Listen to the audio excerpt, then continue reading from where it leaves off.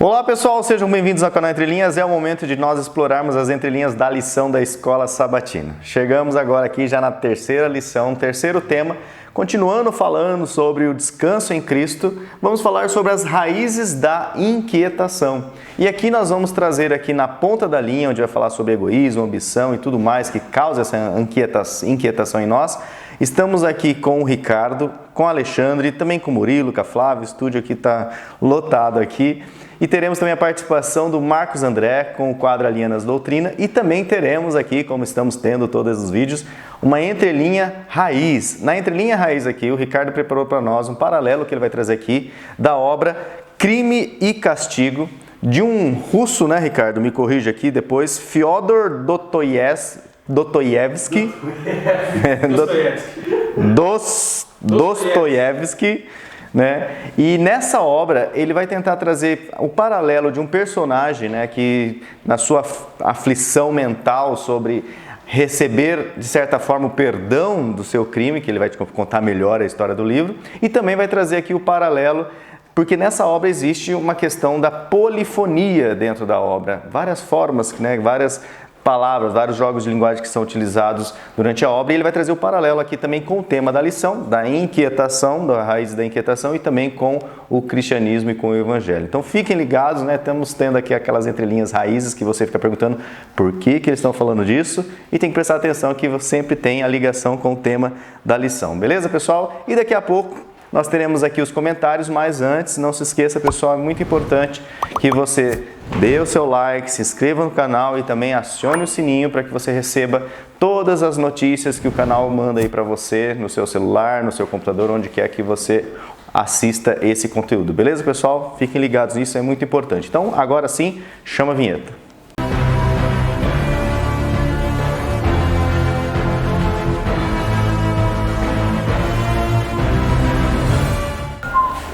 Bom, pessoal, agora é o momento aqui de nós conferirmos aqui alguns comentários. O vídeo está sendo lançado todos os sábados às 13 horas.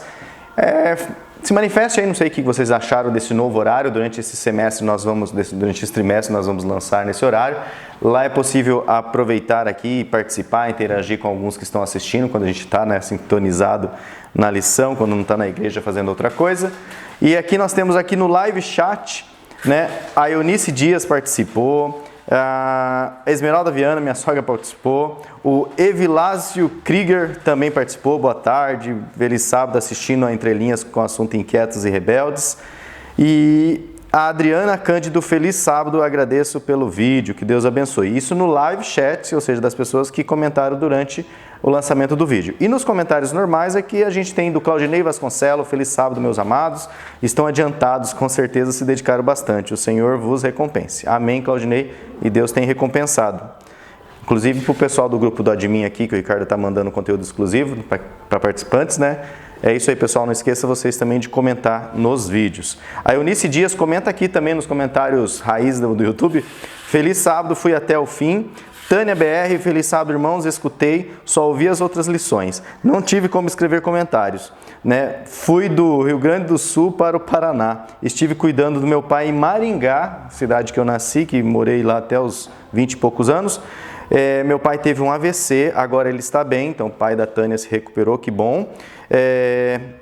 E, vamos ver, escutei umas 3 vezes cada lição, é uma benção ouvir vocês, a Tânia gosta de ouvir o Entre Linhas, e que bom que o Ricardo voltou, que está aqui. Deus agraciou com tanta sabedoria que sinto falta de cada um de vocês quando não estão ou estão com dodói. Então a Tânia BR manifestando aqui, comentando, que bom. Espero, Tânia, que seu pai se recupere plenamente e que logo vocês estejam aí gozando da companhia e da alegria dele. O Ézio Amorim, olá, boa tarde a todos. A Elida Mendes, boa tarde. Nilson Silva, Shabbat Shalom. E o Geraldo Moreira, feliz sábado. Muito obrigado aqui, pessoal, pelos comentários que nós já temos aqui.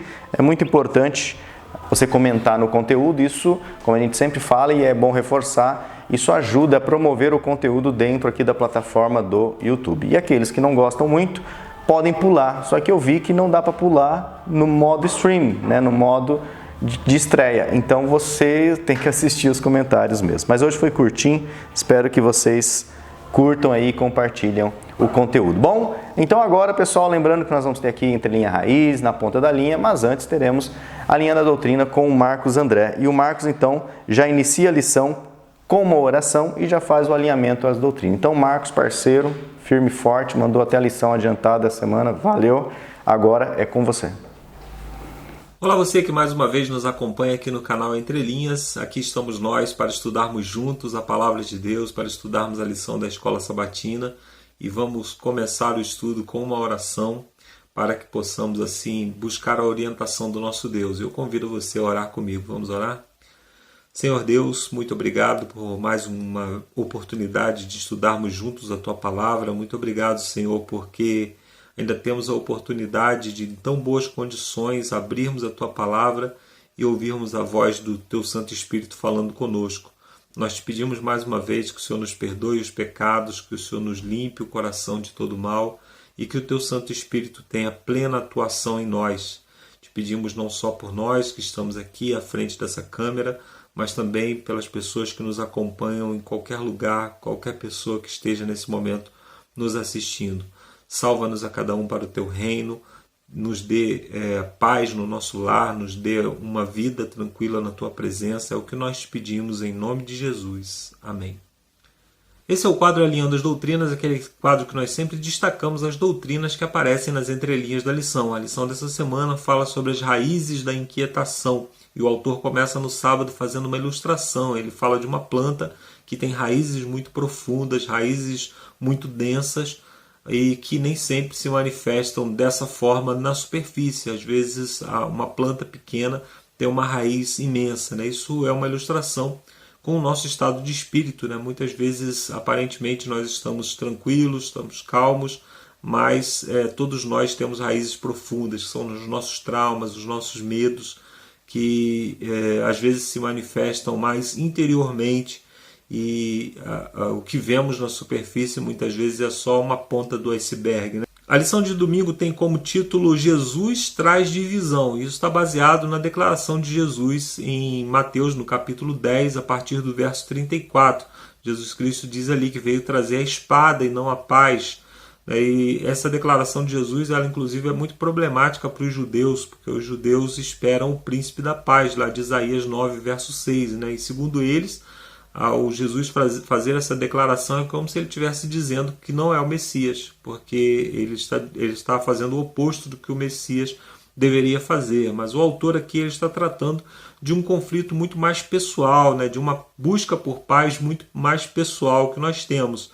A vinda de Jesus e o conhecer Jesus, né? A entrada de Jesus na nossa vida, ela causa um conflito muito grande, porque a vida santa de Jesus conflita com a nossa vida pecaminosa, com os nossos desejos pecaminosos. Né? O apóstolo Paulo, lá em Romanos, no capítulo 7, versos 7 e 8, ele fala que a lei ressalta a essa nossa natureza pecaminosa. A lei ela dá ênfase a essa natureza pecaminosa, porque ela nos mostra o caminho santo e nós, por natureza, rejeitamos esse caminho, né?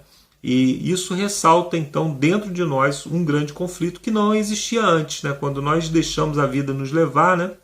Então não existe conflito. Quando eu não estou convertido, não existe conflito. Né? Eu deixo as coisas correrem como elas têm que ser, fazendo a vontade da carne. Mas a partir do momento que eu tenho um encontro com Jesus, que eu me converto, que eu vou até Jesus, então eu preciso fazer uma transformação que aí sim não é fácil. Né? A nossa doutrina número 8 fala sobre o grande conflito. Essa doutrina ela fala que todos nós estamos vivendo nesse grande conflito, né? E mesmo que não tenhamos consciência, algumas pessoas não têm consciência disso, elas também estão envolvidas nesse grande conflito. Né? Nós não podemos nos distrair em momento nenhum, né? Porque o grande conflito ele vai transformando, ele tem o objetivo, né, de transformar a nossa mente, transformar os nossos padrões de moralidade, para que tudo pareça normal, para que aquilo que não nos assusta mais pareça normal, mesmo que a palavra de Deus esteja dizendo que aquilo é errado. E nós precisamos tomar muito cuidado com isso. Mesmo as coisas boas que Deus nos deu, como as nossas emoções, por exemplo, elas são aos poucos transformadas pelo conflito, por esse conflito que acontece ao nosso redor. Quando nós estamos ouvindo uma música, vendo um filme, por exemplo, né, a nossa natureza, as nossas emoções, elas estão sendo de alguma forma transformadas. E eu vejo hoje, né, com muita tristeza que as pessoas que vivem na nossa geração, elas são pessoas muito sensíveis ao sentimentalismo. As emoções foram criadas por Deus. Como eu disse, o grande conflito, ele pega as coisas criadas por Deus e transforma em coisas ruins, né? As emoções, elas foram criadas por Deus. Mas o grande conflito tem tentado transformar as nossas emoções em sentimentalismo. Né? Isso, muitas vezes, quando nós estamos assistindo um filme, por exemplo, se o filme fala de coisas diabólicas ou se o filme fala de muita violência, né? Traz muita violência, às vezes nós vamos lá, desligamos a televisão, mas nós às vezes não cuidamos dos filmes que são excessivamente românticos, né?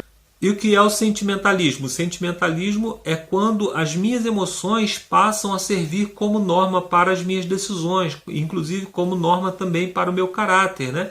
Então, as pessoas que tomam decisões baseadas nas suas emoções, elas estão sendo dominadas pelas suas emoções. O apóstolo Paulo diz que todas as coisas me são lícitas, inclusive os nossos sentimentos, mas ele diz, mas algumas coisas não me convêm, eu não me deixarei dominar por nenhuma delas. Então, nós não podemos nos deixar dominar pelas nossas emoções. O apóstolo Paulo diz que nós devemos prestar ao Senhor um culto racional. Então, o que seria alguém que se deixa dominar pelas suas emoções? É alguém que diz, eu sou assim mesmo, eu sou irado, eu sou uma pessoa irada. Ou então cria aquelas pessoas que são frágeis emocionalmente, né? Aí você vê um cara barbudão, assim, com a aparência de um homem adulto, mas que é uma criança, qualquer coisa emburra, qualquer coisa fica chateadinho, né? Então esse tipo de coisa são pessoas que se deixam dominar. Essas pessoas não são estáveis, e isso não é bom para um cristão. Né? O cristão, ele deve ser estável, ele deve ter um sim, sim, um não, não no seu procedimento, na sua maneira de agir. O sim deve ser sempre sim, o não deve ser sempre não, né? Na boca de um cristão. Então, nós precisamos ser estáveis, e estáveis inclusive espiritualmente.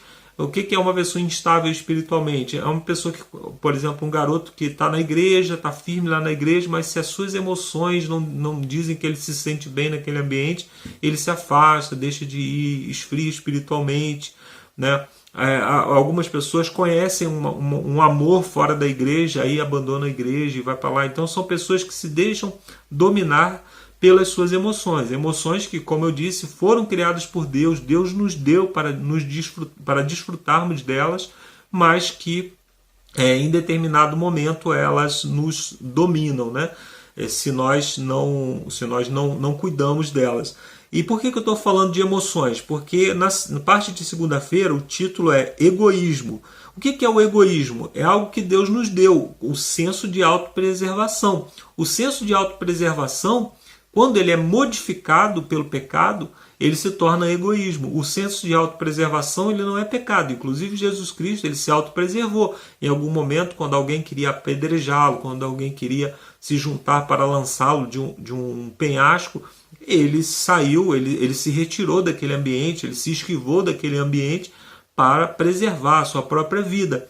No entanto, quando isso vira norma para a nossa vida e nós não abrimos mão de absolutamente nada em favor do próximo, né, nós preservamos tudo e todos ao nosso redor de forma vigorosa, a ponto de eu não abrir mão das mínimas coisas pelo meu próximo. E muitas vezes, né, Ellen White diz que muitas vezes nós não estamos dispostos a abrir mão nem das nossas opiniões para ter um relacionamento com outra pessoa que nós talvez estejamos até tentando ganhar para Cristo, né? Então nós temos que tomar cuidado. Então o egoísmo, ele é uma distorção de uma emoção, de algo que nos foi dado por Deus, que é o nosso senso de autopreservação.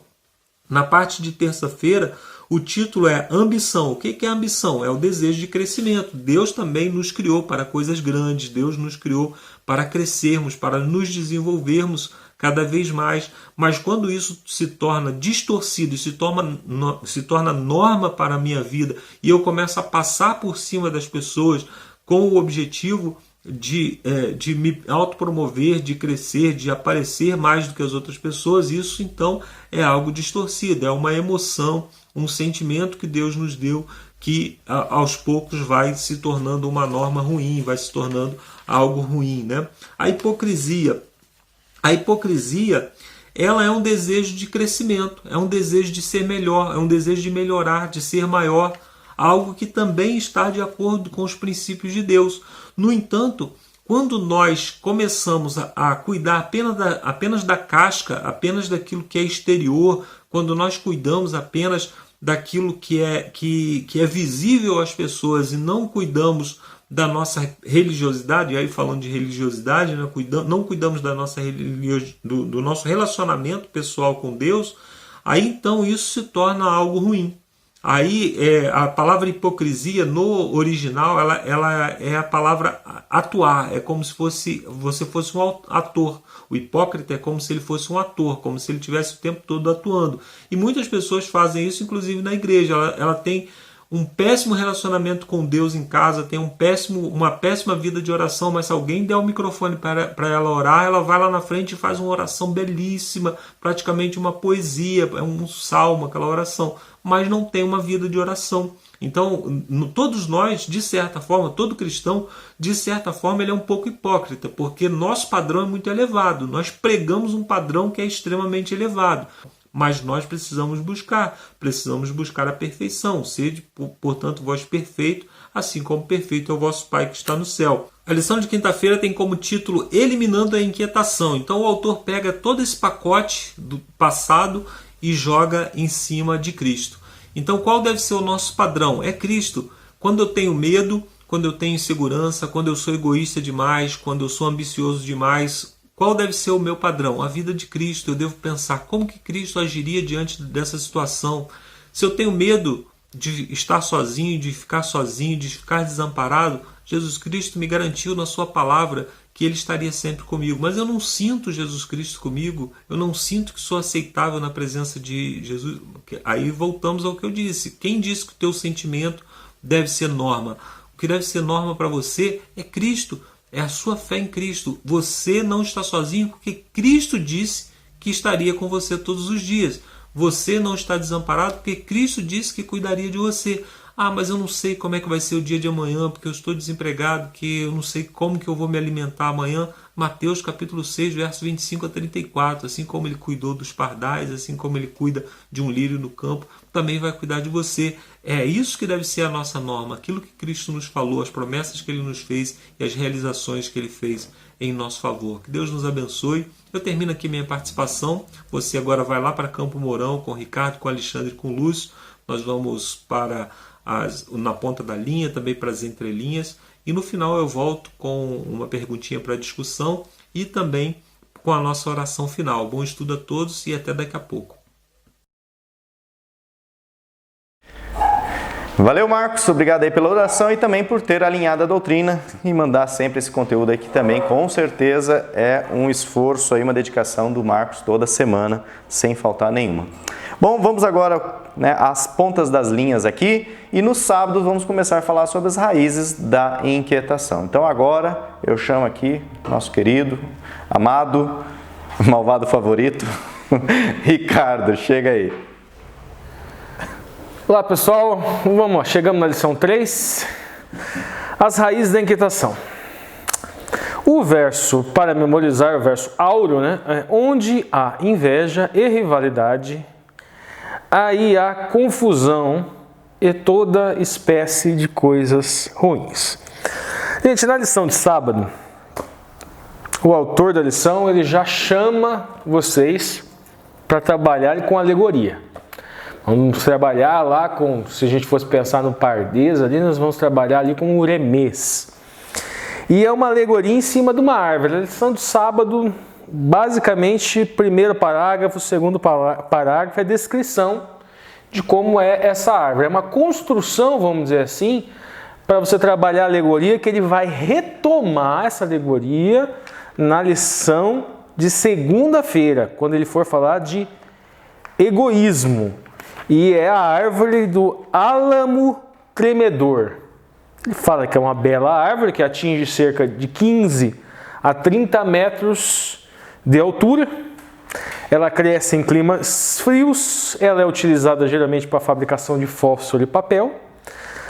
Ela fala o seguinte também, que ela precisa de muito sol para crescer, mas o detalhe principal dessa árvore não é nem necessariamente o tamanho, nem o tempo que ela vive, que ela pode viver 150 anos, mas é o sistema subterrâneo de raízes desta árvore. E aqui, lá pelo terceiro parágrafo, ele já vai começar a desenvolver a alegoria desta árvore, dizendo que as raízes da inquietação da mente do ser humano. Ele vai que essas raízes da inquietação que atrapalham o descanso em Cristo, que serão o tema da lição dessa semana. Então, toda a lição dessa semana está em cima desta alegoria da álamo tremedor, o nome da árvore. E na parte final, ele vai falar justamente um detalhe desse álamo, que é a questão dessas raízes serem invisíveis e serem muito maiores e poderem viver muito mais tempo do que a parte que fica visível. Então, trabalhar essa alegoria aqui, na entrelinha de hoje, gente, nós vamos trabalhar o livro, já vou dar uma adiantadazinha, no livro Crime e Castigo. É uma narrativa psicológica que tem uma conotação religiosa. No final vocês vão ver essa conotação religiosa, eu vou explicar para vocês essa conotação religiosa, mas o Fyodor Dostoiévski, ele desenvolve muito bem essa questão dessas raízes psicológicas que nos impedem de chegar a desenvolver o caráter de Cristo. Aí vamos lá, gente, na ponta da linha do domingo. Jesus traz divisão. Um detalhe interessante, gente, é que como eu associei a minha entrelinha com a obra Crime e Castigo, eu vou apenas adiantar para vocês o nome do protagonista, é Raskolnikov. E o nome dele vem da palavra russa, Raskol, que significa justamente dividido.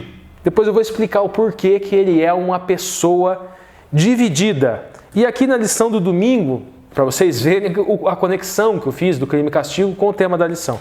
Jesus traz divisão. Aí o autor da lição, na ponta da linha, na pergunta 1, é a questão de todo domingo, na verdade. Lá em Isaías 9:6, nós vemos Jesus como sendo o príncipe da paz. Sar Shalom. A expressão Sar, ela traduzida muito nos textos na língua portuguesa como príncipe, ela também significa ministro. Então pode ser ministro da paz, governador da paz, comandante da paz, anjo da paz, nobre da paz e príncipe da paz, que é a mais comumente a gente encontra nas traduções da língua portuguesa. A expressão Shalom, nós já explicamos aqui no canal, ela significa integralidade. Ela tem uma conotação, na época, vamos dizer assim, dos fariseus, que os fariseus davam, que eu já vou trazer para vocês aqui logo para vocês. E tem a questão da integralidade que nós sempre vemos falando aqui no canal, que é você se sentir completo novamente. No lapso, nós perdemos esta completude com o Eterno. E Yoshua resgata essa completude, céu e terra. É como se não houvesse integralidade, como se o Yetzer Hará, natureza carnal, ela nos tornasse uma pessoa separada, não no sentido Kadosh santo, mas uma pessoa dividida. Nós somos divididos, é como se nós fôssemos dois. Como se existissem 2 Ricardos, como se existisse 2 Lúcios, como se existisse 2 Flávias, como se existisse 2 Alexandres. Por quê? Nós temos um lado do Yetzer Hará, natureza de carnal, natureza má, e um lado do Yetzer Hatov. O mundo, gente, ele não é verde e amarelo, vamos dizer assim, como muitas histórias baseadas na jornada do herói, por exemplo, dos filmes da Disney, onde tem um mocinho e um bandido. O ser humano é um ser humano complexo, nós somos seres complexos, propensos tanto para o mal quanto para o bem. Obviamente que em Yoshua nós tentamos buscar alimentar esse lado bom e desnutrir esse lado mal. Vamos lá, gente. Agora nós precisamos aqui solucionar o paradoxo apresentado no número 1. Vamos lá. Se em Isaías 9,6 Yoshua é Sar Shalom, príncipe da paz, como é que ele pode nos trazer espada? E eu trouxe aqui para a gente alguns comentários de alguns teólogos que vão nos ajudar a solucionar esse aparente paradoxo. O primeiro deles é Albert Barnes. Ele fala o seguinte, gente, que a espada seria um dos efeitos da vinda de Yoshua, mas que a maldade dos homens é a causa dessa hostilidade, que aqui alegoricamente é tratada como sendo espada, e não o Evangelho. Então não é propriamente que o Evangelho causaria de forma direta, que Yoshua traria aquilo de forma direta, seria uma consequência direta, mas sim uma consequência, segundo Albert Barnes, da natureza pecaminosa. Ou seja, seria uma consequência do pecado, segundo Albert Barnes. Ele fala o seguinte, gente, que nenhuma profecia foi mais notavelmente cumprida, até que a obediência, ou seja, até que a obediência da lei seja escrita no coração, e que o Evangelho, que Yoshua traga a paz universal. Esse é o comentário de Albert Barnes. Joseph Benson, que já adianto, tem um comentário muito parecido com Thomas Coke, então eu não vou comentar os dois, eu vou fazer uma síntese do comentário de Joseph Benson e do comentário de Thomas Coke, que é muito parecido. Ele fala o seguinte, que esta espada, vamos dizer assim, essa cisão, essa separação que Yoshua fala que veio trazer, não será consequência imediata. Que a natureza do governo de Yoshua é produzir felicidade, porque a religião que ele vem trazer, ela vem produzir o amor. Mas homens não dispostos a isso que causam cisão, que causam animosidade. E ele acrescenta, analisando o restante do verso, que os inimigos serão da própria casa. O comentário de Adam Clarke é um pouquinho diferente, gente. O comentário de Adam Clarke, ele vai partir do hebraico. Ele fala que Shalom, conforme era interpretada por alguns fariseus na época, é que pode causar algum tipo de dúvida. Porque ele fala o seguinte, que na época, Shalom era tido como todas as bênçãos possíveis. Ok, está correto, Shalom, integralidade, nós já falamos isso, só que eles davam enfoque a bênçãos temporais e bênçãos espirituais. Então a expectativa purushinha, a expectativa farisaica de alguns fariseus da época, purush, ela era de que também Shalom se referia a bênçãos terrenas, temporais.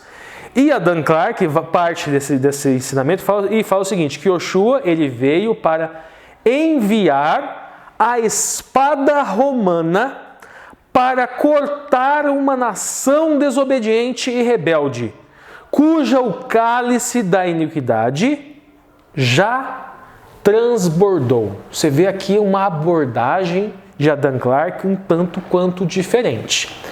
E agora eu trago uma outra abordagem também de Schofield, que ele fala o seguinte, gente, ele traz uma análise com 3 tipos de shalom, 3 tipos de paz. Uma primeira que foi traduzida para a língua portuguesa chamada de paz com Deus. E ele traz como referência Romanos 5:1, que ele fala que é obra do Espírito Santo, é obra de Cristo, e que entra na mente, entra no coração do ser humano quando ele adquire fé, emuná. Lembrando que emuná, sempre que nós falamos emuná, gente, é fé, é convicção que nos leva à ação. A segunda forma de paz, de shalom que ele traz, foi traduzido para a língua portuguesa como paz de Deus. E a referência que ele traz é Filipenses 4:7. Seria um estado da alma, seria uma paz interior. E Scofield fala o seguinte, que tanto a primeira paz quanto a segunda paz, o Mashiach traz de forma direta e imediata para todos aqueles que têm fé no Mashiach. Emuná, fé em Cristo, Yoshua HaMashiach. Mas tem um terceiro tipo de paz que Yoshua traria num outro momento, no momento da terceira vinda, onde o Yetzer Hará, a natureza pecaminosa, seria extirpada, onde o ser humano seria glorificado. Essa seria paz na terra. Podemos dizer até que depois do milênio, quando Nova Jerusalém descer a terra, quando Gog e Magog receberem o julgamento definitivo, a condenação definitiva, aí teremos paz na terra. Scofield não vai trabalhar esse lado profético. Eu que estou introduzindo aqui, em razão de sermos adventistas, temos esse tipo de doutrina. Ele fala o seguinte, que esta paz na terra está em João 14:27, a referência que ele não traria a era da paz antes do conflito. Conflito esse que nós estamos ainda em processo de desenvolver. Se passou a destruição do templo de Jerusalém, tudo aquilo que nós estudamos lá no Apocalipse, a igreja, os conflitos da igreja, a igreja primitiva perseguida, sangue, e o cavalo vermelho, por exemplo, que simboliza as guerras. Depois uma igreja que ela é corrompida, uma igreja que se prostitui, como os nicolaítas. Tudo isso é conflito. Temos 1844, onde ele passa do santo para o lugar santíssimo, no Yom Kippur cósmico, ou seja, o dia da expiação. E ainda não houve Sukkot, vamos dizer, que escatologicamente seria a vinda do Mashiach, para que o ser humano seja glorificado, passe 1000 anos no céu, depois desse milênio, Nova Jerusalém vem e nós tenhamos, finalmente, paz na terra. Neste meio do caminho, há espada, cisão, divisão. Aí voltamos agora aqui, gente, depois desses comentários, para a questão na ponta da linha. A autora da lição, ela fala o seguinte, o Salvador, que veio como um bebê indefeso, não na condição como rei, ele pregava o amor ao próximo e aos seus inimigos. Gente, eu ia trazer mais para frente, eu já vou adiantar aqui, eu ia falar que é a questão do Lázaro, aquele sujeito que é chamado de serial killer, psicopata, cometeu vários crimes, e que muitos cristãos estão discutindo sobre, devo me condoer por esse psicopata? Ah, não, já se você vai ficar chorando por isso, condoendo por isso, leva ele para casa. Então eu vou trazer alguns lados aqui, gente. A minha natureza, vamos dizer assim, meus instintos baixos me impedem propriamente de sentir empatia por uma pessoa que faz o que ele fez. O normal de qualquer ser humano com um mínimo de decência é se condoer pela vítima, isso é óbvio. Mas uma coisa não anula a outra. Primeiro ponto, eu não devo, como cristão, me levar pelos meus instintos baixos. Eu devo buscar refletir o caráter de Cristo. Então, o que eu faço? Peço perdão a Deus por eu não conseguir sentir empatia por esse sujeito. Peço perdão a Deus e tento, sabendo do meu erro, sabendo que isso daí são os meus instintos baixos, é a minha natureza pecaminosa. Eu ser Hará falando, não é Cristo vivendo em mim e falando através de mim. Isso é minha natureza baixa. Agora, o se condoer pelas vítimas é óbvio e não anula o fato de você ter que se sentir triste, porque um ser humano se perdeu, fez atrocidades, se perdeu, uma alma se perdeu, provavelmente, se toda a história como é contada é verídica, pela eternidade. Um cristão não pode ficar feliz com uma coisa dessa. O Alexandre comentou, acho que o primo dele que fez esse comentário, concorda? A única morte que nós podemos ficar felizes é a morte do eu em mim. Essa é a única morte. E sob o ponto de vista prático, inclusive, gente, é uma questão de inteligência também. A morte desse sujeito atrapalha a investigação criminal, porque ele não era pura e simplesmente serial killer, pelo que há indícios policiais de que esse sujeito era, na verdade, um assassino de aluguel, que com a morte dele dificulta se chegar a outros criminosos, no caso, os mandantes. Então é uma questão também de inteligência. Obviamente que isso atrapalha as investigações e se chegar a solucionar outros autores, vamos dizer assim, do crime. Autores no sentido do mandante. Vamos voltar aqui à lição, gente. Olha só, amor ao próximo e aos inimigos. Eu sei que não é fácil. Amar ao próximo e aos inimigos, por pior que ele seja, não significa concordar e se sentir feliz e compactuar com os atos nefastos que esse ser humano fez. O cristão se condói, óbvio, com o mal feito, seja de quem for. Se condói, óbvio, com as vítimas. Este é o mais fácil, é o mais simples. O mais difícil é amar o inimigo, é sentir empatia por uma alma que se perdeu, provavelmente, por toda a eternidade. Seguindo, na ponta da linha, gente, a autora da lição traz, os autores, o casal, traz Mateus 10, Matiahu 35, 39. E ela vai falar o seguinte, que de fato, Mateus 10, 35, 19, que traz a questão que ela é repetida. Na verdade, Cristo não estava inovando nada. Ele trouxe algo de Miqueias 7,6, isso aqui também está na ponta da linha, que vai falar que Jesus desafia seu público a fazer escolhas para a eternidade. E ele fala o seguinte, gente, o filho devia amar e honrar o pai.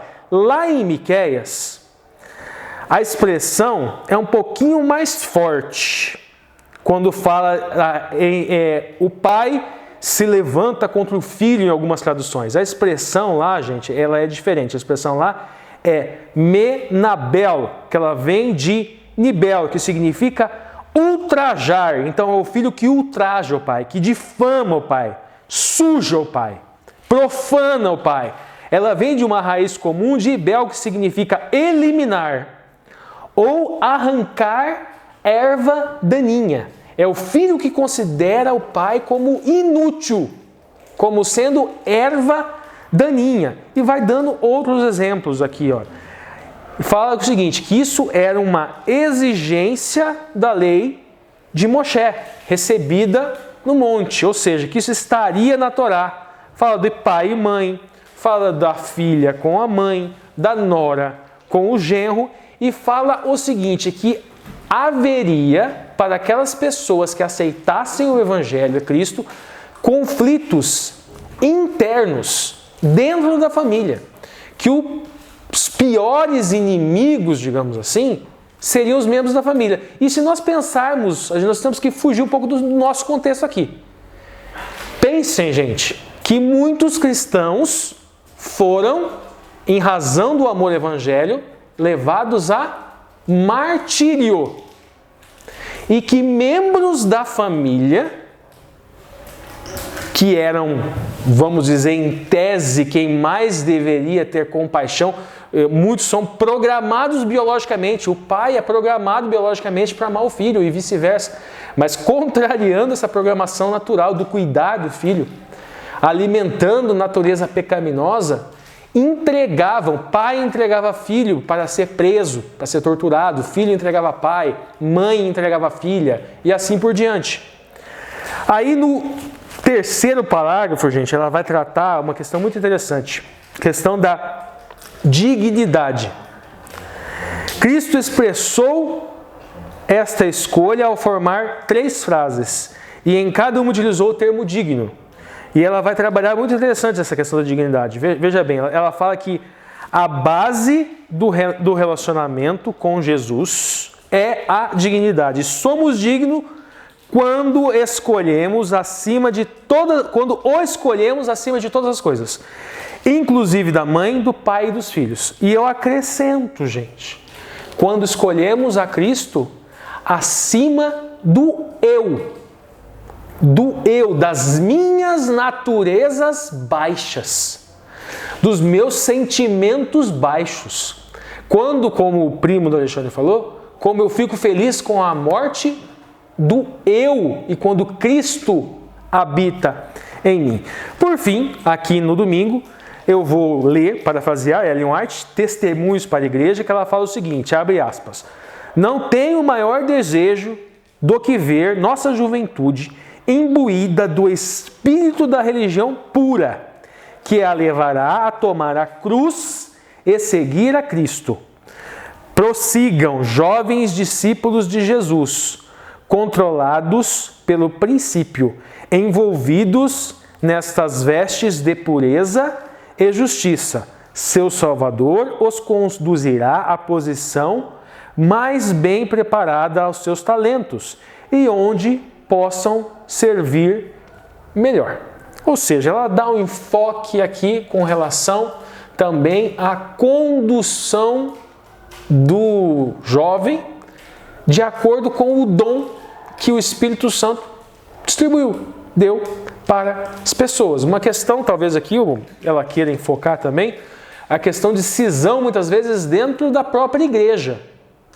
Tem o lado da família, que ela trabalha no penúltimo parágrafo, e tem o lado da igreja, que ela trabalha no último parágrafo. Bom, gente, agora nós vamos aqui para o último dia da minha parte, depois eu faço a entrelinha e passo para o Alexandre. Segunda-feira, questão de egoísmo. Aquele raciocínio já se encaixa perfeitamente aqui, gente. A única morte que eu posso ficar feliz é a morte do eu. É a morte do Yetzer Hará, da natureza má. Mas o que é trabalhado aqui na ponta da linha, gente? Agora, ao resgate da alegoria do álamo tremedor. Aquela árvore que ela tem a característica no mundo vegetal de ter a raiz muito mais destacada do que as outras árvores. E a autora da lição ela vai trabalhar o seguinte, que o sistema subterrâneo mais amplo, o egoísmo é parte desse sistema subterrâneo chamado pecado. Aqui ela encerra, aqui ela dá o sentido daquela alegoria do sábado. Então, essas raízes profundas, o que ela chama aqui de sistema subterrâneo chamado pecado, que está enraizado na mente do cristão também. O cristão que não se enxerga como pecador, ele entende lá em seu subconsciente que ele não precisa da graça de Cristo. Ele nega o sacrifício de Cristo. Se um cristão pode viver por si sem pecado, Cristo veio para quê? Cristo veio para quem? Não veio para ele. Continuando, gente. E veja bem, essas raízes subterrâneas do pecado nos impedem de encontrar o descanso em Jesus. É mais comum nós pensarmos assim, que essas raízes subterrâneas estão no assassino. Vamos lembrar a época que Cristo morreu do lado de 2 criminosos. Um que não desenvolveu emuná, não desenvolveu fé, não creu, não teve fé no Mashiach, e o outro que teve. E que muitos daqueles que estavam ao pé da cruz, eram fariseus que preferiram soltar Barrabás, que era um criminoso contumaz. Diga-se de passagem. ou seja, eles preferiram dar a liberdade para um criminoso contumaz do que para Cristo, para o próprio Messias. Eles estavam lá embaixo. Pessoas que muito provavelmente não matavam, não roubavam, não fumavam, não transgrediam a Torá de forma literal, mas não praticavam a caridade. Muito provavelmente não praticavam caridade, não praticavam amor ao próximo, alimentavam o ego, alimentavam o eu. Enquanto praticavam ritos vazios, viam pobre e necessitado passando fome e não davam de comer, viam pessoas nuas e não davam de vestir. Estavam com o celeiro cheio, exatamente como é a parábola que Cristo vai falar aqui. Então vamos lá. Aí chega na pergunta 2 e na pergunta 3, vai tratar sobre a parábola do rico insensato. Trouxe aqui 3 ou 4 comentários. Vamos lá, primeiro comentário. Albert Barnes.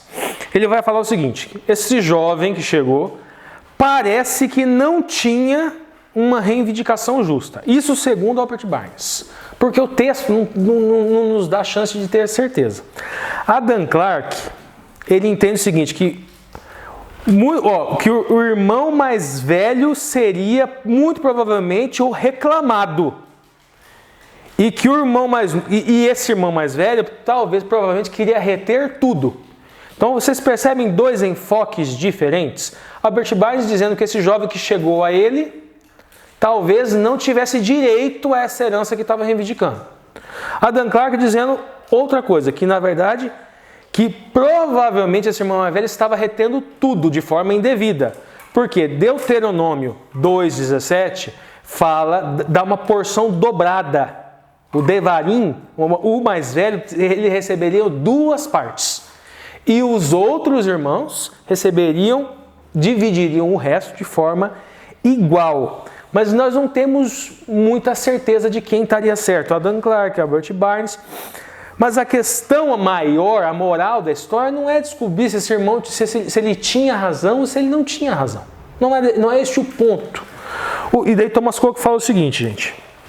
Fala o seguinte, que o Mashiach, que a notoriedade civil ela era incumbida a magistrados, a estrangeiros romanos, que eram colocados lá como juízes. E o Mashiach, ele não se resumia a isso. O Mashiach é algo maior, questões espirituais. Spurgeon fala o seguinte, que a esfera de ação de Jesus, de Yoshua, era a ação espiritual. E ele ainda continua falando o seguinte, gente, fala o seguinte, que ele nos chama a perceber na parábola que Yoshua começa a narrar para transmitir um ensinamento, uma Haggadah, para este jovem, ele nos chama a perceber os pronomes. Como nós encontramos nesse rico insensato muito o pronome meu e muito o pronome eu. O celeiro estava cheio, repleto. E ele não dividia. E não pensava, o que eu vou fazer? Não, ele não pensava em pegar ao menos o remanescente e dar ao necessitado. Este celeiro cheio, nós temos 2 pontos que nós podemos analisar. Nós podemos analisar literalmente, aquela pessoa que tinha o poder aquisitivo, tinha o celeiro cheio literalmente, e viu o faminto e não se preocupava em praticar o amor ao próximo, ou seja, não estava praticando o evangelho. Mas nós também podemos enfocar sobre um outro ponto. Aquela pessoa que estava com o celeiro cheio também de mensagem espiritual e não se preocupava, como era o caso dos fariseus, de levar este evangelho. Mas aqui focando na Haggadah para este jovem estaria confundindo o ofício do Mashiach. Mashiach, ele era um mestre, ele era um rabi, mas o seu papel, a sua missão era de pregar uma boas novas espirituais. Ele não tinha o papel de substituir um poder político estrangeiro que era o competente à época para dirimir questões civis. Vamos lá, gente. Aí, aqui nós temos um outro ponto. Pense nas expressões de egoísmo em sua vida, como o egoísmo afeta os relacionamentos com Deus. Trabalhamos muito isso com o cônjuge, com a família, com a igreja, com os vizinhos. E qual é o segredo encontrado em Filipenses 2, 5 a 8? Nós vemos aqui, gente, dedicação mútua, primeiramente, é a receita que é dada ao crente no relacionamento um com os outros. Agora, o exemplo, essa questão do exemplo de Cristo, que ela serve para nós, que está em Filipenses, eu trouxe o comentário de Calvino. E ele fala que nós encontramos 3 estados de Cristo. Primeiro estado, que é encontrado lá no verso 6, que estando em forma de Deus. Então, o primeiro estado é o estado divino. O segundo estado de Yeshua, que é encontrado lá no verso 7, estado de humildade, ao qual ele desceu. E o terceiro estado, estado de glória e de exaltação, que está no verso 9. E daí Calvino faz a seguinte ressalva. O segundo estado, ele é muito mais que um estado de humildade, é um estado de humilhação. Porque ele abdicou de um estado divino para se fazer homem. Agora você imagina o homem que parece que pretende fazer o caminho inverso. Ele quer se divinizar nas suas obras. Ele quer inflar o seu ego. Ele se vê como centro do mundo, ele se vê como o Criador. Ele sente prazer na acusação, apontar o defeito do outro, apontar o crime do outro, porque assim ele não percebe os seus próprios erros, porque ele deseja que o seu ego seja glorificado, exaltado em suas obras. Se aquele que existia em forma de Deus desceu para uma forma miserável, se fez piolho, se fez barata, vamos dizer assim, e alcançou a glória se esvaziando, imagina o homem miserável que é piolho. O homem miserável que é piolho, ele precisa morrer enquanto piolho, para que Cristo habite nele. O caráter de Cristo habite nele. Termino aqui a segunda-feira, vou para a entrelinha, já me delonguei demais. E logo o Alexandre faz terça, quarta e quinta. Bom, gente, a entrelinha, voltamos a uma sequência de entrelinhas raízes. Eu peguei um padrão aqui para facilitar, inclusive para fazer essa entrelinha. Eu vou pegar obras que eu já li, que estou lendo por alguma razão, e vou tentar fazer aquele exercício da entrelinha, que é relacionar algo que provavelmente não está na ponta da linha, não está nem na lição, com a lição. E o que eu escolhi foi a obra Crime e Castigo, de Fyodor Dostoiévski. Primeiro eu vou fazer um rápido resumo do autor, e vocês já vão perceber a questão aí do se esvaziar do ego, a questão desses conflitos internos, dessa cisão, família, sociedade, na vida do próprio autor, e depois vocês vão perceber que Crime e Castigo, gente, é quase que uma biografia do Fyodor Dostoiévski. Primeiro, a obra se passa em São Petersburgo, mas eu vou falar um pouquinho do autor aqui, gente. O Dostoiévski é o seguinte: ele já jovem, ele já começou a escrever lá por volta dos seus 20 e poucos anos, ele já estava escrevendo, já era um escritor. E ele tinha alguns problemas, ele era republicano e ele era contra o regime do czar. Vamos dizer, nós estamos falando aí década de 40, por aí. Ele foi escrever Crime e Castigo na década de 60, depois de tudo isso que eu vou descrever agora da vida que ele passou. Então o Fyodor Dostoiévski, ele, em razão dele, na sua juventude, ser contra o regime, o czar, que é o czar Nicolau I, ele fez um verdadeiro teatro. Ele foi condenado à pena de morte. Estava lá, fuzilamento, tudo lá, e no último minuto o mensageiro chegou, foi combinado do mensageiro chegar. No último minuto ele tinha certeza que ia ser fuzilado, porque a pena capital ia ser aplicada a ele. No último minuto, o czar chega e fala que vai ser convertida a pena capital em ele ia prestar serviços forçados em uma prisão na Sibéria. E foi o que de fato aconteceu. E nessa prisão da Sibéria, ele teve contato com criminosos, ele era um preso político, e teve contato com criminosos comuns. E foi dali que ele conseguiu a base para escrever Livre Castigo e também, principalmente, os Irmãos Karamazov. E ele virou um outro autor, um outro escritor depois dessa experiência de vida que ele passou. Ele conheceu criminosos lá, depois ele vira um soldado, ele serve o czar, ele fica 4 anos, alguns falam 4, outros falam 6 anos lá, e depois ele volta a se aproximar do czar. Inclusive ele lê os Irmãos Karamazov para os filhos do czar, se reaproxima. Mas o detalhe, gente, e aí onde está o esvaziamento do ego, o jogar o egoísmo fora, no caso do Fyodor, do Dostoiévski. Ele tinha, segundo os próprios russos falam isso, né, o russo não tem meio termo. Ou ele afunda, ou ele vai de vez, ou não tem meio termo com eles. Então, e ele tinha um problema, o vício do jogo. E ele tinha problemas financeiros em função disso, mas aí ele arruma uma esposa, a esposa dele se chamava Ana, e no final da vida ele tem uma vida estabilizada financeiramente. Ela começa a cuidar dos royalties, né, dos livros dele, e ela equilibra as finanças dele. Ela não deixa dinheiro com ele, porque sabe do vício, não tem jeito. A pessoa que tem o vício, ela vai ter que lutar aquilo enquanto ela estiver viva. E basicamente essa é a história do Dostoiévski. Agora vamos para o Crime e Castigo. Gente, eu fiz um esqueminha aqui para ficar mais fácil. O protagonista, vamos dizer assim, é o Raskolnikov. Já adiantei para vocês, Raskol significa dividido. Dostoiévski, ele trabalha com uma técnica que depois o Bakhtin chama de polifonia. Por quê? Porque ele utiliza os personagens com pontos de vista diferentes para narrar a história. Eu já vou explicar como é que é isso. E o próprio Raskolnikov, ele tem uma dualidade nele. Ele é dividido. E vocês já vão entender como é essa dualidade.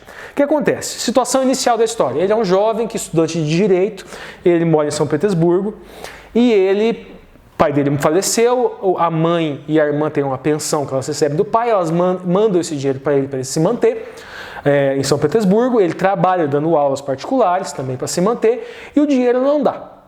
O dinheiro não dá, ele chega a uma situação que ele não consegue mais se vestir direito, ele perde mais alunos ainda, tem dificuldades financeiras, a mãe e a irmã, que fazem aquilo de bom grado, também muito bem criadas, ela faz aquilo de amor por ele, e ele começa a penhorar pequenos presentes que ele recebia da mãe e das irmãs a uma velhota agiota, usurária.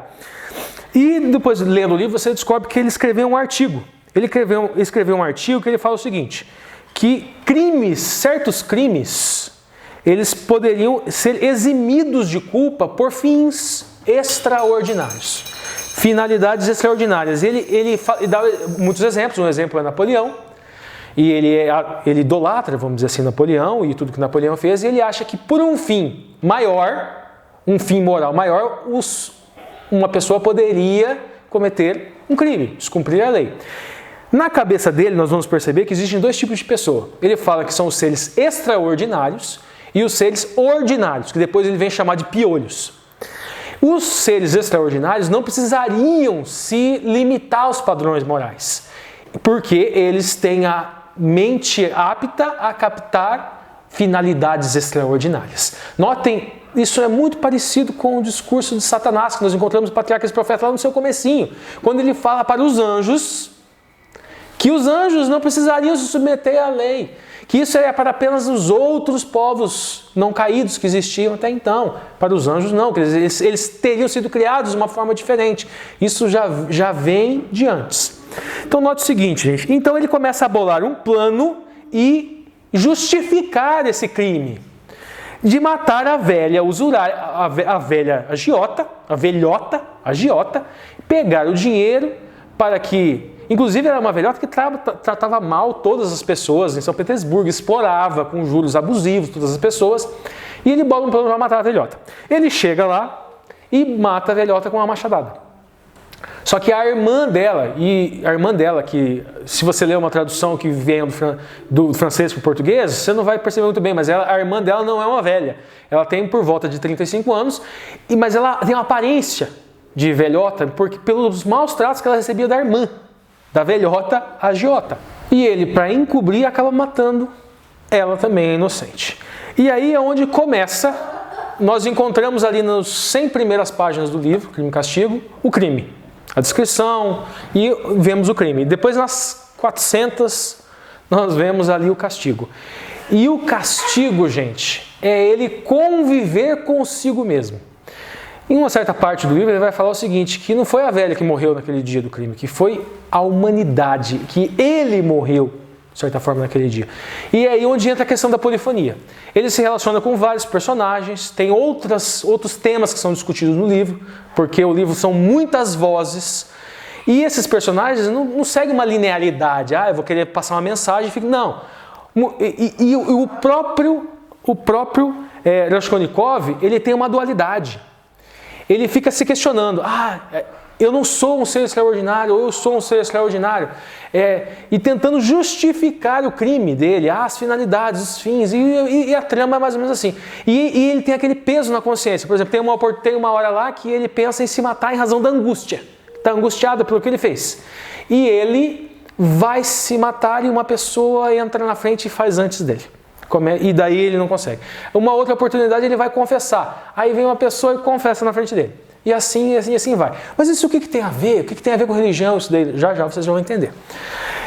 Chega um determinado momento que ele não aguenta, ele começa a lançar, inconscientemente, lançar pistas para um investigador.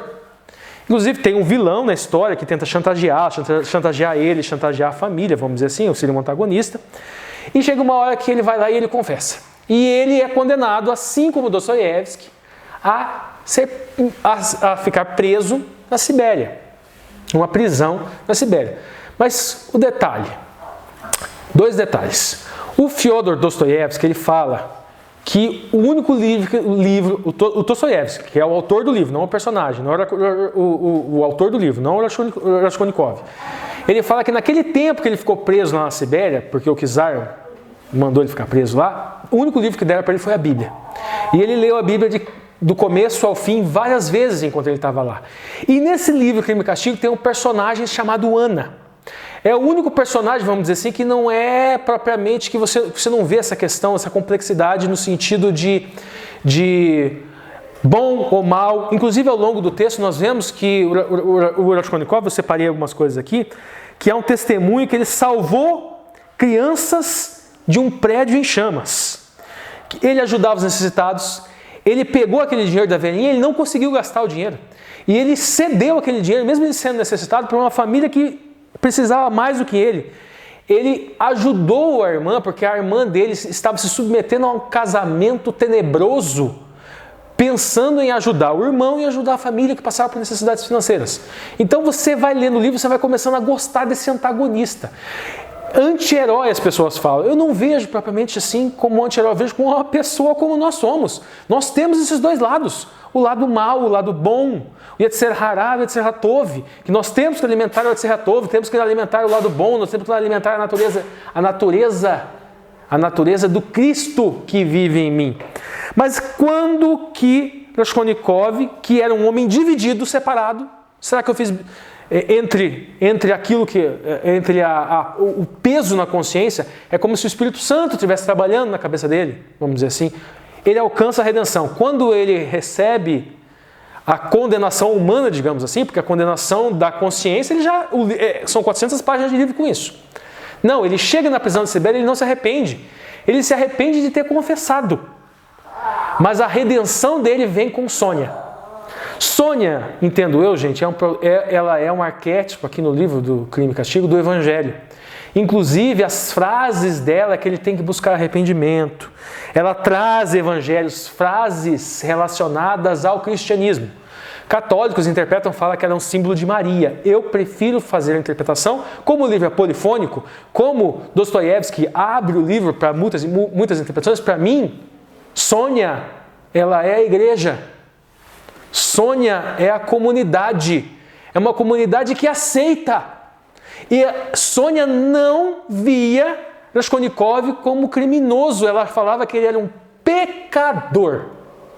Ele era um pecador e um pecador que precisava entregar o seu coração a Cristo. Apesar de tudo que ele fez, ela conseguia enxergar nele os dois lados.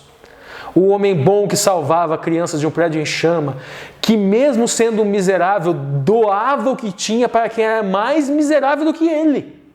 E ela levou, até que ele encontra nela, não só a mensagem do Evangelho, mas ele encontra nela o amor. E aí, no final do livro, Raskol, que é dividido, ele encontra inteireza. Gente, nós somos divididos. Nós temos uma natureza boa, Yetzer Hatov, uma natureza má, Yetzer Hará. Nós só vamos encontrar Shalom, que é a integridade, inteireza, no momento que nós entendemos que a nossa fé, que a nossa emuná, é praticada naquele mandamento, amar a Deus e amar ao próximo, seja esse próximo quem for. Acabou? Esqueci. Alexandre, agora Alexandre, terça, quarta e quinta-feira. Olá pessoal, boa tarde para vocês, ou boa noite, ou bom dia, não sei em que horário que vocês estão assistindo. É uma alegria estar aqui presencialmente para a gente gravar mais uma lição. E vou dar sequência àquilo que o Ricardo começou muito bem, agora com a lição de terça-feira. Título da lição de terça-feira, ambição. E nós temos aqui uma narrativa que se ambienta na última semana e no último momento de Cristo. Em Lucas 22, capítulo 14 até 30, nós temos uma cena que é a cena da ceia. Jesus reúne seus discípulos e ele deixa claro, ele quer fazer a ceia antes que ele padeça. Cristo já sabe o que o aguarda e Cristo quer preparar os seus discípulos para aquilo que está chegando. Ele divide o pão, ele fala, aqui está o meu corpo, aqui está o meu sangue. Ele fala que ele será traído e num momento tão dramático, ele presencia um debate que é vergonhoso, é patético, é triste. Um debate que demonstra que os discípulos não entendiam a santidade do momento que estavam vivendo e não entendiam quão terrível era o momento em que estavam vivendo na história da humanidade. O debate era, quem será o maior? Sim, eles sabiam que estava chegando o reino, e começavam a debater entre eles para saber quem vai ser o maior. Eu imagino que estavam os discípulos ali fazendo o loteamento dos cargos, né? Não, eu quero cuidar da compra de vacina superfaturada. Não, eu quero cuidar da compra de picanha para o exército. Não, eu quero cuidar do setor de propina. Então, esse era o Judas. Os discípulos estavam ali, cada um querendo lotear os cargos, né? Lotear as funções dentro do reino que Cristo iria criar. E aí Cristo olha para eles e diz assim, o maior dentre vocês seja como o menor. Vocês viram como são os homens, como são a geração presente? Vocês viram como eles são? Um homem manda sobre o outro, um governa sobre o outro, um tem privilégio sobre o outro. Só que Cristo fala, entre vocês, aquele que governa seja como aquele que serve. O maior seja como o menor. Cristo dá uma reprimenda neles. Mas depois de dar essa reprimenda tão dura, Cristo fala assim, eu vos destino o reino, ainda assim. Para aqueles discípulos tortos, quebrados, que não entendiam a dimensão do conflito que se passava no coração de Cristo, para esses discípulos, Cristo ainda destinaria o reino. E o juízo, eles sentariam junto com Deus, e eles reinariam junto com Deus, e eles julgariam. Olha só que promessa maravilhosa. Nós temos uma cena, que eu admito que quando eu li eu me emocionei e ri depois em casa. Tem uma cena quando Jesus fala assim, Antes quando vocês saíram sem alforge, sem nada, segue lendo o texto, é interessante. Antes, quando vocês saíam sem alforge, sem nada, não faltou nada para vocês, né? E os discípulos falaram, não faltou, Senhor. Aí Jesus fala assim, pois agora eu falo para vocês, vem tempos em que vocês vão ter que pegar o alforge, levem o alforge. E ele fala mais, quem não tem espada, venda a sua capa e compre ela. E aí vem um discípulo e fala assim, temos aqui 2 espadas, Senhor. Gente do céu, os discípulos tinham uma fé e uma disposição para seguir a Jesus. Eles não entenderam o que estava acontecendo de fato, eles não entenderam a dimensão da situação. Chega o discípulo e fala assim, Senhor, temos aqui 2 espadas. Me lembra a cena do pão e dos peixinhos. quando Jesus pega o pão e multiplica o pão, pega o peixe e multiplica o peixe. E agora os discípulos falam assim: ó Senhor, tem aí 2 espadas. Como quem diz, agora o Senhor vai multiplicar as espadas. Dessas espadas Jesus vai armar um exército grandioso e a gente vai expulsar os romanos daqui. Eles tinham fé, eles acreditavam em Jesus. Eles estavam dispostos a, com aquelas 2 espadas, enfrentar os romanos e matar legiões de romanos com aquelas 2 espadas. Mas eles ainda não tinham entendido a dimensão do reino. Eles ainda não tinham entendido a dimensão do convite de Cristo. E aí Cristo olha para eles e fala: não, basta, essas 2 espadas é suficiente. Imagino que sejam as espadas que Pedro usou depois para cortar a orelha do servo do sacerdote. 2 espadas bastam. Quem é o maior? O maior seja como o menor, quem governa como quem serve. Eu vos destino o reino. Isso não é uma novidade. Cristo já tinha dito antes, em Mateus 18, 1-3, quando os discípulos em mais um momento se exasperam perguntando: quem é o maior? Quem vai ser o maior? Cristo traz uma criança para o centro da roda e fala assim: se você quer ver o reino do céu, você tem que ser como essa criança. Em que sentido eu devo ser como essa criança? Na dimensão da dependência. A criança precisa dos pais. A criança precisa de quem a sustente, de quem a ampare, de quem a ensine, de quem a proteja. A criança precisa. Enquanto nós estamos aqui nos acotovelando por cargos e posições, querendo os primeiros lugares na sinagoga, enquanto nós estamos aqui disputando likes no YouTube, disputando views, enquanto a gente está aqui tentando fazer o próximo vídeo mais polêmico, contrapondo-me a esse, contrapondo-me àquele, me posicionando para ganhar likes e views, Jesus fala: o maior seja como o menor, quem governa seja como o que serve, seja como uma criança. Se você não for como uma criança, você não vai ver o reino dos céus.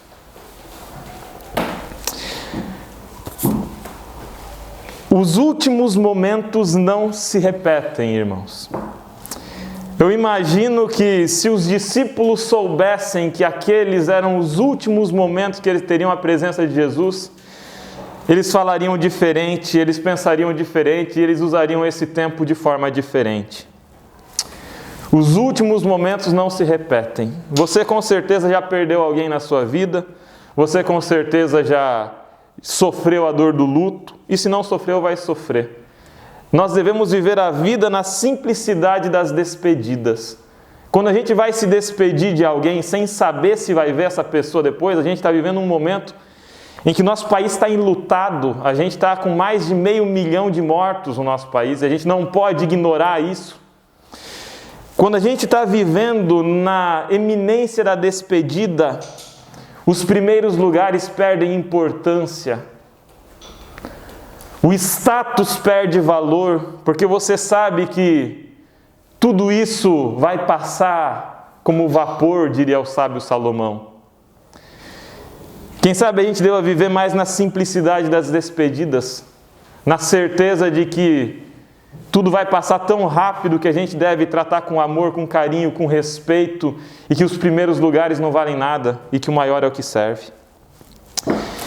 Era o que faltava aqui na lição de terça-feira, era o que faltava dos discípulos, que na última ceia, com o Verbo encarnado, preferiam ficar brigando, disputando funções no governo que eles acreditavam iriam instituir.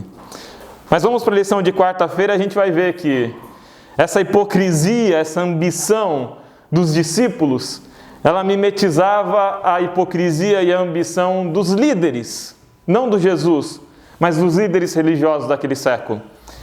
Chegamos agora na lição de quarta-feira, o título da lição de quarta-feira é hipocrisia. E aí é interessante, porque Jesus ele foi extremamente tolerante com adúlteras, extremamente tolerante com ladrões, extremamente tolerante com corruptos. Agora, quando ele foi tratar com religiosos, ele desceu o reio. Eu li uma postagem de Facebook hoje, muito interessante, que falava: Jesus pregava de amor, mas na hora de descer o reio, ele pegava o chicote. Portanto, chega dessa geração de cristão mimimi.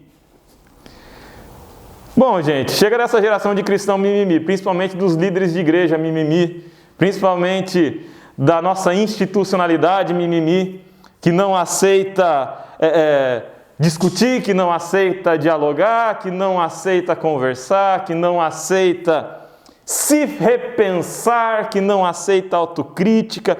É esse mimimi que Jesus descia ao reino, né? O mimimi do uso equivocado do templo, né? Vamos lembrar dos saduceus. O mimimi dos fariseus que discutiam e na discussão teórica maravilhosa esqueciam das ovelhas, comiam o dízimo da viúva. Chega desse mimimi, né? Vamos lembrar lá, Mateus 23, 1 a 13. O mesmo Cristo que é extremamente tolerante com a mulher adúltera, o mesmo Cristo que toca o cego, o mesmo Cristo que vai curar o coxo, e muitas dessas doenças, acreditava-se na época, eram consequência do pecado, eram pessoas estigmatizadas pelo pecado, eram pessoas que eram vistas como castigadas por Deus por um pecado deles ou dos pais. Muitas vezes essa cegueira era fruto da sífilis, era fruto de doenças venéreas da época, era fruto de prostituição. Esse Cristo que toca os intocáveis, que se assenta com os impuros, com os imundos e que cura eles e que traz pureza onde está esse mesmo Cristo. Ele chega para o povo e diz assim: ouçam o que os fariseus dizem, mas não façam como eles. Mateus 23, 1 a 13, tem uma série de advertências. Ouçam o que eles dizem, mas não façam como eles fazem. Por quê? Porque eles dizem mentiras? Não, eles dizem a verdade. Quando vai se prega a verdade bonitinho. É isso mesmo. O pecado é pecado, não dá de passar a mão na cabeça. O erro é o erro, não dá de passar a mão na cabeça. Mas cuidado, ouça o que diz, mas não faça o que faz. Porque dizem, mas não fazem. Ao mesmo tempo que são tão rápidos em julgar, em acusar, ao mesmo tempo que são tão céleres em polemizar para conseguir likes, para conseguir views, para conseguir surfar a próxima onda de visualizações, conseguir um dinheirinho a mais é legal, né? YouTube monetizado é bem legal. Ao mesmo tempo que fazem isso, atam pesados fardos para as ovelhinhas carregarem, atam pesados fardos para os irmãozinhos carregarem, fardos que eles mesmos não carregam, fazem para serem vistos, para serem chamados de santo, para ocuparem os primeiros lugares na sinagoga, para sentar nos primeiros bancos, para serem tratados com deferência. Pois eu digo, a sua recompensa você já recebeu nesse século. Se faz para ser visto, se faz para ter like, se faz para ter sucesso aqui, a sua recompensa você já recebeu. Não há recompensa no céu para você. A sua parte você já teve. E o mais triste, fecham o reino, não entram e não deixam entrar. Não tomam para si a graça maravilhosa de Cristo. Vivem em angústia, vivem no desespero de não conseguirem superar o próprio pecado, de não conseguirem superar as próprias enfermidades, de não conseguirem superar a própria podridão que está escondida sobre a cal. E ao mesmo tempo que não tomam posse da graça, não permitem que os irmãozinhos tomem posse da graça. Não permitam que os irmãozinhos e as irmãzinhas vivam em liberdade. Não entram e não deixam entrar. Escuta o que digam, mas não façam como eles, porque eles dizem e não fazem. Mateus 23, 37. E agora nós temos a graça maravilhosa de Cristo. Jerusalém, Jerusalém, quantas vezes quis ajuntar como galinha aos pintainhos. Jesus é uma galinha choca. E nós somos os pintinhos. E isso não é heresia. Isso não deve chocar. Uma galinha choca tem em si uma centelha do divino.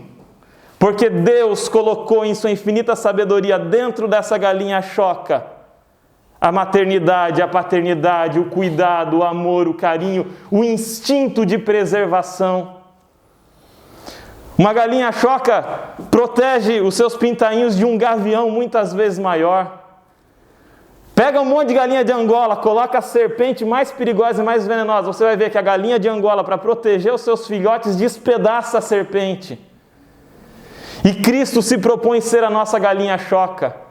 Cristo se propõe pegar essa cidade cheia de fariseus, escribas corruptos, cheia de saduceus pendurados nas tetas do templo, sugando o dízimo da viúva e do órfão.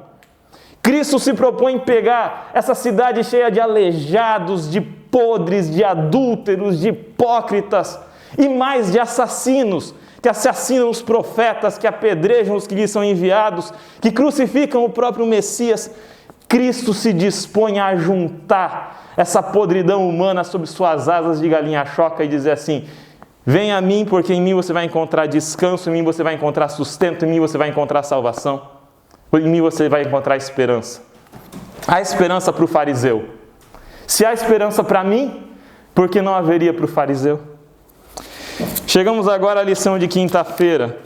E a lição de quinta-feira a gente vai falar do fim dessa inquietação, do fim desse desespero. O título da lição de quinta-feira é Eliminando a Inquietação. Nós temos duas inquietações aqui que nascem da vaidade humana. Nós temos, por um lado, a inquietação dos discípulos, que disputam os primeiros lugares, que querem saber quem é maior.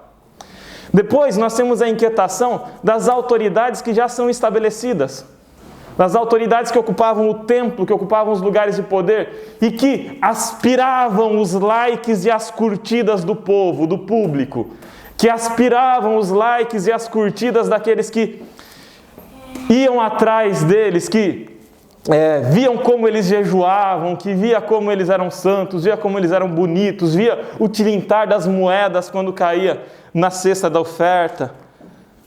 A inquietação, ela surge de um coração humano que está muito preocupado com o fazer, com o aparecer, com o ocupar, com o merecer. E aí a gente tem na lição de quinta-feira, e seria um crime acabar essa lição sem chegar na lição de quinta-feira. Se você for passar essa lição, não termina ela sem chegar na lição de quinta-feira. Eu sei que às vezes é um desafio quando a gente começa a se animar no passar a lição. Eu geralmente só chegava na lição de terça. Chegue na lição de quinta, nem que precise pular quarta e terça. A lição de quinta-feira, ela está centrada em João 14, 1 a 6. E a gente nem precisa ler. Todo mundo sabe de cor. Não se turbe o vosso coração. Credes em Deus, credes também em mim. Na casa de meu pai há muitas moradas, se assim não fosse eu vou teria dito. Mas vou preparar-vos lugar. E quando eu for e vos preparar lugar, eu voltarei e vos receberei para mim mesmo, para que onde eu estiver, estejais vós também. Nós já conhecemos esse texto. Eu destrinchei ele aqui no slide em muitas passagens. Olha só, primeiro, não se turbe o coração. Aquieta-te, acalma-te. Saia dessa preocupação pelos primeiros lugares. Saia dessa preocupação pelo debate infrutífero. Alexandre, para de acusar os irmãozinhos. Alexandre, para de acusar os pastores. Alexandre, para. Irmão, você aí também, para. Sossega, aquieta-te. Não se turbe, não se preocupe. Apenas creia em mim. Crê no Senhor Jesus, somente será salvo tu e a tua casa. Eu vou preparar-vos lugar. Mas eu não vou apenas preparar lugar. Eu voltarei e eu levarei vocês para que onde eu estiver vocês também estejam. E aí eu vejo como era difícil a missão de Jesus. Como era difícil ser professor dessa gente rústica, dessa gente teimosa, dessa gente que tinha dificuldade de entender. Jesus desenhava, Jesus explicava. Ele fala assim, vocês sabem o caminho. E aí o Tomé fala, Senhor, eu não sei para onde você vai, como que eu vou saber o caminho? Jesus está aqui falando, explicando. E Tomé estava preso ao concreto, coitado do Tomé. Tomé não entendia metade das coisas que Jesus dizia. Depois de Jesus ter ressuscitado, Tomé precisou ir lá e tocar. Tomé não acreditava, não é que não acreditava, não entendia. E às vezes a gente também é assim. Quantas brigas a gente compra por não conseguir entender o que a pessoa diz? Eu não sei o caminho. Às vezes você se pega em casa aí também sem saber o caminho. Às vezes eu me pego e penso assim, será que eu sei o caminho? Será que eu estou no caminho? Será que esse é o caminho? Jesus fala, eu sou o caminho. E Jesus não é só o caminho, Jesus é o caminho. Jesus é a verdade, Jesus é a vida. E ninguém chega ao Pai se não for por Jesus. Eu posso ter a doutrina, eu posso ter o discurso, eu posso ter o like, eu posso ter a cadeira na sinagoga, eu posso ter o terno, eu posso ter a gravata, eu posso ter o carro, eu posso ter até a bênção na igreja da fronha ungida, eu posso ter tudo. Tudo. Se eu não estiver caminhando pelo caminho, se eu não estiver com Cristo, não vale nada. Cristo é a lei, Cristo é a Torá, Cristo é a palavra, o verbo encarnado. Diz o apóstolo João, no princípio era o verbo, e o verbo estava com Deus, e o verbo era Deus. E depois o verbo se fez carne e habitou entre os homens. Cristo é o verbo. É Ele, é Cristo quem executa a obra em nós. É o morrer para o eu diariamente, para que Cristo nasça no meu coração. É o eu diminuir para que Cristo cresça na minha vida. É o caráter de Cristo implantado em mim que faz qualquer coisa. Cristo é o antídoto à autossuficiência. Chega uma hora na nossa jornada cristã que a gente começa a se achar muito bom, muito sábio, muito santo, muito perfeito, muito senhor das coisas. Cristo nos lembra que nós não somos nada, que nossa justiça não passa de trapo de imundície, que eu ir na igreja sábado de manhã com a Bíblia debaixo do braço, sentar, levantar, cantar, orar e adorar, não me torna menos podre. A única coisa que é capaz de reverter essa lepra que nos consome é Cristo.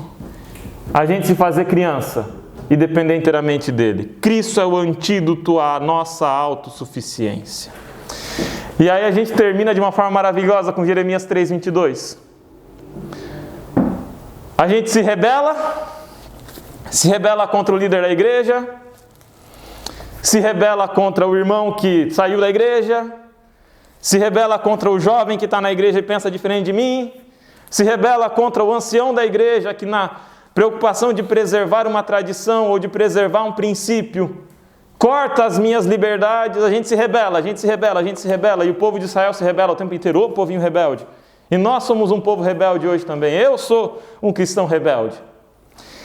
E aí Deus olha para nós como em Jeremias 3:22 com toda a misericórdia e diz assim: voltai, filhos rebeldes, eu curarei as vossas rebeliões. Há esperança para todos. Debaixo das grandes asas dessa galinha choca que é nosso Senhor Jesus Cristo, há espaço para todos os pintainhos. Para os pintainhos carijó, para os pintainhos brancos, para os pintainhos índio, para os pintainhos, para todos os pintainhos tem espaço debaixo das asas dessa galinha carijó que é Jesus Cristo. Ele nos chocou, Ele nos sustenta e Ele vai nos amparar sob as suas asas. Ele subiu para preparar-nos lugar, mas Ele voltará. Um céu real, subiremos de verdade, ressuscitarão os mortos de verdade e vamos nos encontrar verdadeiramente com aquele que é a verdade encarnada. Essa é a nossa esperança. Deixo aqui meu abraço para todo mundo e até semana que vem. Tchau, tchau. Bom, pessoal, terminamos aqui então na ponta da linha, as entrelinhas. Espero que vocês tenham curtido. Não esqueça aí de reagir ao conteúdo. E antes de nós encerrarmos esse vídeo, tem ainda a oração final e ainda uma pergunta para discussão do Marcos André. Então eu chamo ele aqui agora, mais uma vez, parceiro, é com você. Muito bem, chegamos ao final de mais um vídeo, chegamos ao final de mais uma lição e antes da nossa oração final eu quero comentar aqui a parte de sexta-feira, mas antes de comentar a parte de sexta-feira eu quero lembrar você de deixar aquele joinha, de deixar aquela curtida no vídeo, deixar também o seu comentário, dizer de onde você está nos assistindo, como você está nos assistindo, se você nos assiste com a sua lição, fazendo anotações, ou se você só ouve enquanto faz outras atividades. Diz aí pra gente, mesmo você que não tem o hábito de comentar, tira uma horinha para comentar, porque a gente gosta de conhecer vocês. E aqui é uma via de mão dupla, nós falamos, mas queremos ouvir também, porque é como se fosse uma grande classe de escola sabatina. A parte de sexta-feira tem uma pergunta aqui: como vencer o egoísmo? O egoísmo certamente é a raiz de todos os nossos pecados, né? Quando nós somos egoístas, nós queremos, é o que o apóstolo João diz, né? Concupiscência da carne, concupiscência dos olhos e soberba da vida. Eu quero me sobrepor, eu quero comer o que me dá vontade, eu quero ter aquilo que eu vejo. Então, essas coisas, elas trazem os outros pecados, os nossos problemas de relacionamento. Então nós precisamos vigiar o egoísmo como uma questão de sobrevivência, não é só na vida espiritual, mas em tudo. As pessoas roubam, as pessoas matam, as pessoas adulteram exatamente porque são egoístas, querem satisfazer os seus desejos carnais primeiro, antes de pensar no outro, de pensar nos sentimentos do outro, nos traumas que aquilo pode causar no outro. Como que nós podemos fazer para resolver? Cada um de nós sabe em que aspecto precisa melhorar nessa questão do egoísmo. Tem gente que gosta de aparecer muito, gosta de estar lá na frente da igreja o tempo todo. Então, se você percebe que você é assim, você precisa aos poucos começar a subjugar a sua carne, que eu morra para que ele viva, que eu diminua para que ele cresça. Então nós precisamos o tempo todo vigiar a nossa carne. Não confunda esse desejo de aparecer demais com espiritualidade. Tem gente que pode confundir. Nós não podemos pensar assim. A pergunta número 2. Podemos esperar grandes coisas de Deus sem ser consumidos pela ambição? Sim, você pode esperar grandes coisas de Deus. E grandes coisas não só espiritualmente, mas grandes coisas também na sua vida material. Mas você precisa entender o porquê daquilo. Quem é que está te dando? Muitas pessoas, elas almejam as bênçãos, mas quando Deus dá a bênção, ela se torna egoísta e ela se torna antagônica à vontade de Deus. Eu queria tanto ter uma casinha para ter lá o meu pequeno grupo. Aí quando tem a casa, consegue conquistar. Eu não quero mais aqueles irmãos aqui da igreja aqui na minha casa. Poxa, então você tem que entender que você é um canal de bênção, né? Você pode esperar grandes coisas desde que você esteja disposto a ser um canal de bênção, né? Muitos disfarçam a ambição, hipocrisia, né? O egoísmo, a inveja, e como as raízes do álamo, né? Que foi falado lá na segunda-feira, né? Na parte sábado, essas coisas ficam submersas e às vezes se manifestam raramente, né? Podemos vencer a raiz da Como podemos, vencer a raiz da inquietação e encontrar descanso em Cristo? Cristo nos supre daquilo que nós precisamos. Eu não preciso ter o que é do outro para que Cristo supra as minhas necessidades. Eu não preciso ter um emprego melhor, eu não preciso invejar o outro para que Cristo supra as minhas necessidades. Eu posso buscar com as minhas forças, com as minhas energias, mas sem pensar em passar por cima do que é do outro, né? E a pergunta número 4, que proveito a primeira vinda de Cristo teria trazido se não tivéssemos a esperança na sua segunda vinda, visto que os mortos ressuscitarão somente no dia da volta de Jesus? Por mais que você seja ambicioso, por mais que você tenha tudo que você almeja ao seu redor, um dia você vai morrer e não vai ficar nada aqui.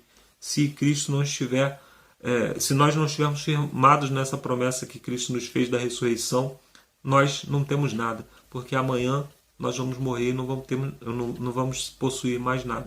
Então que Deus nos abençoe para que possamos vencer essas raízes de inquietação, esse nosso egoísmo, né? Vamos orar? Senhor Deus, muito obrigado pela lição, muito obrigado pelo aprendizado que tivemos até aqui. E nós te pedimos, Senhor, pela tua graça, pela tua bondade, pela tua misericórdia, que o Senhor nos limpe o coração de todo esse mal, para que possamos assim ter relacionamentos melhores, ter uma vida espiritual melhor, um relacionamento melhor com o Senhor. Continue abençoando esse canal, continue abençoando cada pessoa que nos acompanha aqui. É o que nós te pedimos em nome de Jesus. Amém. Obrigado, amigos, e até a semana que vem com mais um vídeo, com mais uma lição. Valeu, Marcos. Obrigado aí pela sua oração, obrigado aí por você ter trazido uma pergunta para a discussão. E você que chegou até o fim, não se esqueça, hashtag fui até o fim, não se esqueça de comentar, de curtir, compartilhar, se inscrever no canal. E também você pode usar um recurso que você pode compartilhar uma parte do vídeo já a partir de algum segundo específico. E aí a pessoa lá que você está compartilhando não precisa assistir toda aquela parte introdutória do vídeo, onde a gente tem lá aquela parte calorosa dos comentários, né, que só quem é da família, entre linhas, que entende. E é legal que você começa a compartilhar alguma coisa que chamou a atenção, já manda no grupo do WhatsApp a partir daquele tempo, e a pessoa pode já ir direto ao ponto. Beleza, pessoal? Então, nos vemos na quarta lição, onde nós vamos estudar agora o custo do descanso. Beleza, pessoal? Fiquem em paz, se cuidem, que a pandemia ainda não acabou, e nos vemos no próximo vídeo. Tchau, tchau.